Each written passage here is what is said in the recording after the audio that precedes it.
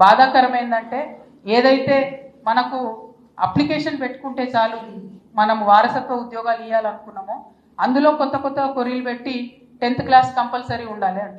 ఇది ఎప్పటి నుంచి వచ్చింది? చదువుకు సింగరేణి ఉద్యోగానికి సంబంధం ఎక్కడి నుంచి వచ్చింది?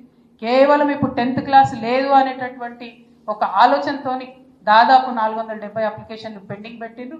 మేము సింగరేణి చైర్మన్ అండ్ సిఎండి గారు కూడా చెప్తా ఉన్నాం, మీరు ఇది తప్పు కొత్త కొత్త జీవోలు తీసుకొచ్చి ఎక్కువ మంది ఉద్యోగస్తులకు రాకుండా సింగరేణిలో ఎంప్లాయ్మెంట్ పెరగకుండా చేస్తూ ఉన్నారు.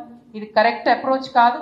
సింగరేణిలో చదువు ఉన్నా లేకున్నా ఉద్యోగాలు ఇచ్చేటటువంటి వెసులుబాటు ఉంది. మరీ ముఖ్యంగా వారసత్వ ఉద్యోగాలు కంప్లీట్గా చేయాలి కాబట్టి ఆ దిశగా ఆలోచన చేయాలని చెప్పి మేము చైర్మన్ గారికి కూడా తెలియజేస్తూ ఉన్నాం.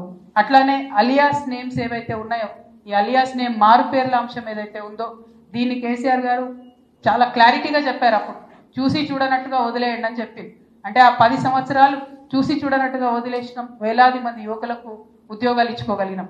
ఇప్పుడు కూడా అదే పాలసీ కొనసాగాలి సింగరేణిలో. రియాజ్ అన్న చెప్పినట్టు సింగరేణి కార్మికుడు బాయిలకు దిగితే బయటికి వచ్చేదాకా కూడా మరి భారం అంతా దేవుని మీద వేసి దిగుతాడు తప్పితే సేఫ్టీ అనేటటువంటిది ఎవరు కూడా అష్యూర్ చేయలేరు. ఎంత టెక్నికల్గా జాగ్రత్తలు తీసుకున్నా ఎవరం కూడా అష్యూర్ చేయలేము.